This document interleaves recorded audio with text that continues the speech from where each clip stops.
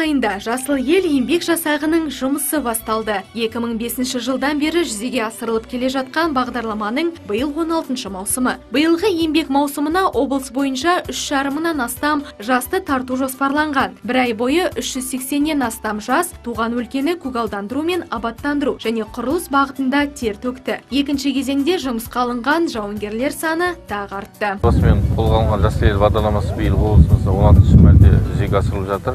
Өздеріңіз білесіздер, өткен жылда пандемияға байланысты төтенше жағдайлар режимі енгізілуіне байланысты бағдарлама жүзеге асыруда қиыншылықтар туындап толықтай жүзеге аспаған болатын 2020 жылы. Дегенмен де биыл осы жобаны ертерек қолға алып, маусым айынан бастап жүзеге асыруда. Маусым айында 380-ге жуық еңбек маусымы жастар тартылса, осы шілде айында 400-ден астам жас еңбекке тартылып жатыр. Өздеріңіз көріп тұрсыздар, еңбекке деген жастардың қызығушылығы өте жоғары, сұраныс артып отыр әр ай сайын. Және де биылғы өзгешелік жобаны жүзеге асыруда құқық қорғау органдарымен бірлесе отырып есепте тұрған жастарды еңбекке тартқан болатынбыз. Сол жастар қазіргі таңда осы тәлімбақта еңбек етіп жатыр. Жасыл ел жасағына оқушылар, студенттер жұмысы, сондай-ақ пробациялық қызмет есебінде тұрған жастар қабылданды. Түсірілім тобы бүгін Ақтөбе орман шаруашылығы мекемесіне қарасты тәлім бағытына келді. Мұнда жастар қазір орман шаруашылығы мамандарының нұсқауымен қураған талдарды кесу, арам шөптерді жұлу, ағаш егетін орындарды дайындау, суару секілді шаруаларды атқаруда. Таңда мекеме тәлім бағында 100 бала жұмыс жасап жатыр. Балдардың өте жұмысқа көмегі көп. Бұл студенттердің негізгі жұмысы осы біздің отырғызған талдың арасындағы өскен арам шөптерді жұлып, сол жұмыстарды жасайды.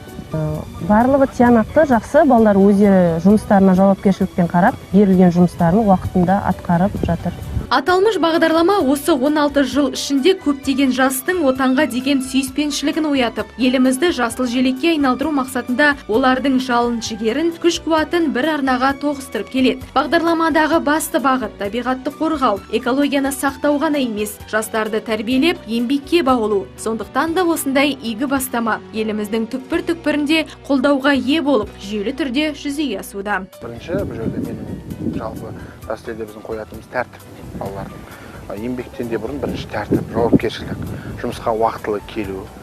Бізде мысалға жаңағыдай жұмыстың уақытынан кешіп қалған жағдайда, мысалы отработка деген болады жаңағыдай уақытын, сол ондайлардың барлығын қарастырамыз. Өйткені осы бастан бастап, ол жас кезден бастап сондай жауапкершілік қарау керек. Өйткені бұл балалардың барлығы болашақ, жастар деп айтуға болады. Қызметкерлер. Осы бастан сол бір жауапкершілікті қалыптасса, өзіне жақсы жасауына да, ертең өздік ортада жүруіне де қалыптасты. Енді бұндай бағдарламалар біріншіден басшылыққа, осы облыс басшылығына рахмет айтқым келеді. Өйткені жастардың бірден бір аудиторияларын кеңейтуге болсын, жұмысқа деген қызығушылығын арттыруға үлкен үлес қосып жатқан бағдарлама.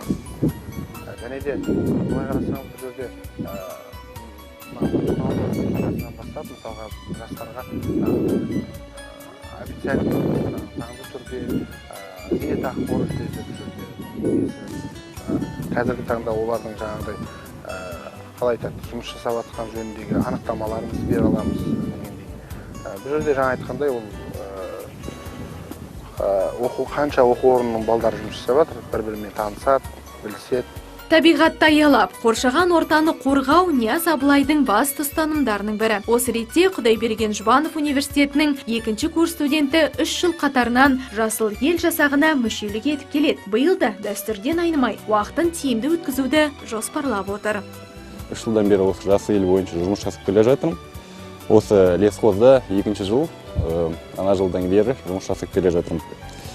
Жалпы жұмыс туралы айта кетсек, жұмысымыз бұл негізінен бұл шөп жұлу осы лесхоз территориясында, және соған байланысты тал отырғызу және тағы да басқа жұмыстар болады. Суару, жалпы балдарға ұнайды бұл жұмыс. Бұл жерде балдар өздеріне жаңа таныстар табады, және осы жылдан бастап балдардың жұмыс ақысы көтеріліп, біршама үлкейген. Және бұл жақсы жайт деп ойлаймын менің ойымша. Иә, бір қуантарлығы жасыл елдіктердің еңбек ақысы бұрын 65 мың теңгені құраса, қазіргі таңда 80 мың теңгеге дейін өскен. Әрине, осындай қосымша үстемелер жастарымыздың жігеріне жігер қосып, алға сүйрері сөзсіз.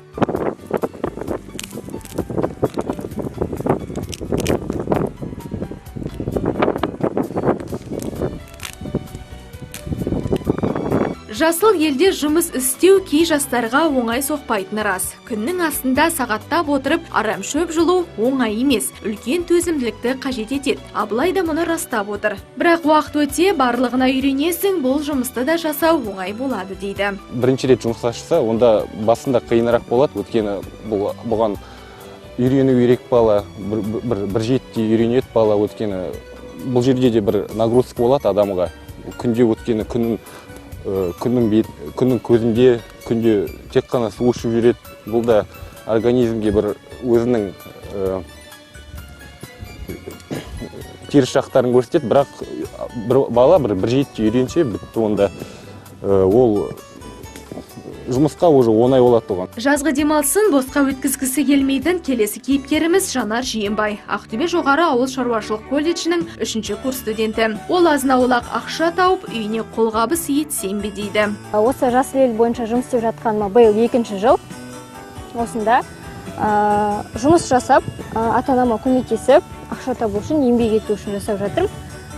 Жұмыс ондай қатты қиын емес. Осы алаңқайда ағаштарды отырғызу және оларды арам шөптерден тазалау бойынша жұмыс атқарамыз.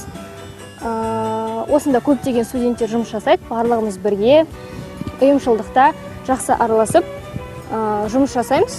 Жұмыс өзіме ұнайды және студенттерді осында шақыра аламын. Бұнда жұмыс қиын емес, керісінше оңай, әрі жаңа достар табатын өте керемет орта.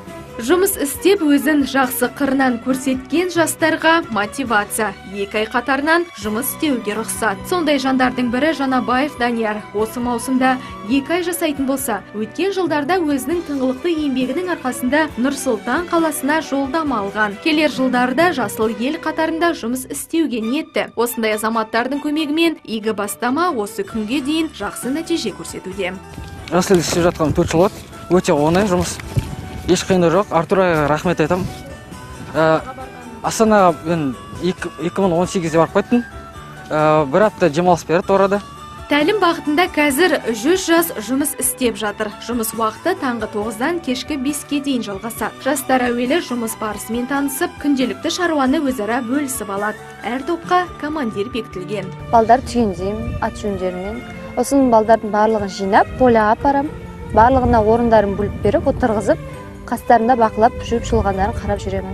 Аянбай еңбек етіп, өз туған жерінің мәртебесін көтеру әр қазақстандықтың міндеті. Әсіресе еліміздің болашағы болып саналатын жастарымыздың тікелей парызы болмақ. Сарбаздарға патриоттық тәрбие беру мақсатында әр апта сайын қоғам белсенділерімен кездесулер өткізіледі.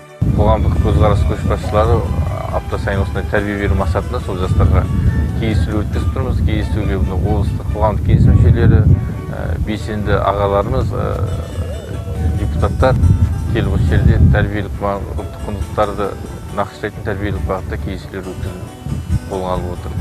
Бүгін жастар ауған соғысының ардагері. Ақтөбе облысы ауған соғысы ардагерлері ассоциациясы қоғамдық бірлестігінің облыстық қоғамдық кеңесінің төрағасы Қойлыбаев Марат Айтуғанұлымен кездесті. Өңірдегі әрбір 3-ші адам жастардан тұрады. Марат Айтуғанұлы бұл көрсеткішті үлкен күшке теңеп, жастарды әрдайым алға жылжып, үнемі ізденісте, жаңалыққа ұмтылу қажет екендігін айтты. Жастары ел болашағы екендігіне тоқталып, жаңа ұрпақ еліміздің стратегиялық бағытының қозғаушы күші болуы тиіс атап өтті. Қазіргі біздің мына жергілікті билікте жалпы еліміздегі ең басты проблема, ең басты өзімізге керек дүние бұл болашағымыз, бұл жастар. Сіздерге қазір қарап біз көп нәрсені көтеріп, көп нәрсені әңгіме қылып көтеріп жүрміз. Өйткені неге болашағымыз сіздер жастарсыздар. Міне бәріміз осындай болып туған жоқпыз. Бәріміз жас болғанбыз, бала болғанбыз, жас болғанбыз. Бірақ еңбек ету, жақсы дұрыс тәлім тәрбие алу, оқып жатқан орындарыңызда жақсы білім алу, ол сол алған білімдеріңді елдің өсіп көркеюіне сол үлес қосу. Солай ма? Келісесіңдер ма? Қаламыздың орман шаруашылығына келіп, жастардың еңбек етіп жатқан жеріне келіп тұрмын. Бұл енді мен қоғамдық кеңестің төрағасы емес, жалпы осы аға ретінде, әке ретінде келіп, біздің жастарымыз қандай тәрбиеде, еңбекке баулуда, еңбектің баулғанда осыдан қандай алатын тәрбиесі туралы маңызды дүниені жаңа біз әңгіме қылып тұрмыз жастармен келесің. Бұл енді қазір біздің қоғамда көбіне біздің жастар жұмыс істемейді. Біздің жастарымыз жұмысқа немқұрайлы қарайды деген бір ұғым қалыптасып қалған. Бірақ енді онымен мен көп жерде келіспеймін. Әрине біздің жастарымыздың ішінде жұмыс істейтін, кәдімгі жұмысқа деген құлшынып тұратын жастарымыз көп. Оған міне дәлел осы. Келіп, жаңа көріп жастарымызды. Міне жаңа қарап тұрсаңыз, жап-жас қана біздің жаңа жоғарғы оқу орындарында, орта оқу орындарында, тіпті керек десеңіз, мектеп қабырғасында оқып жүрген балаларымыз, мына жаңағы осы орман шаруашылығына келіп, мына тал көшектерін өшіру үшін өз үлестерін қосып кәдімгі еңбек етіп жатқан жайы бар. Бұл деген не? Бұл мынау жастарымыздың бойында елге деген сүйіспеншілік, елді сүюге деген мына баулып жасалып жатқан еңбектердің бірі. Үлкен еңбек бұл. Еңкейіп тұрып еңбек еткен жас буынның ертең есейіп өскенде оның бойында бір үлкен дұрыс азаматтық, мына өзінде үлкен парасаттық, данышпандық дүние қалыптасады деп санаймын. Сол себепті мына осы үрдіс, осы үлгі жалғаса беру керек. Мына Жасыл ел командасы, осы Жасыл ел ұйымдастырып отырған осы жұмыс осы жылға көркейе беру керек. Мұндай кездесулер әр жасқа ерекше серпін беретін, болашағына даңғыл жол салатын игі істеуге болады. Еңбектеніп жүрген жастар бүгінгі таңда ағаш отырғызып, суарып, арамшөп жұлып қана қоймай, қаламыздың басқа да қоғамдық жұмыстарға белсене ат салысып, көптің алғысына бөленіп жүр. Шілде-тамыз айларында жасақшылар тынбай жұмыс жасайды. Таза болса маңымыз, сау болады тәніміз деп дана халқымыз айтпақшы. Жасыл ел жасақшылары қоршаған ортаның көркеюіне, қоғамдық орындардың таза тұруына әлде өз септігін тигізеді.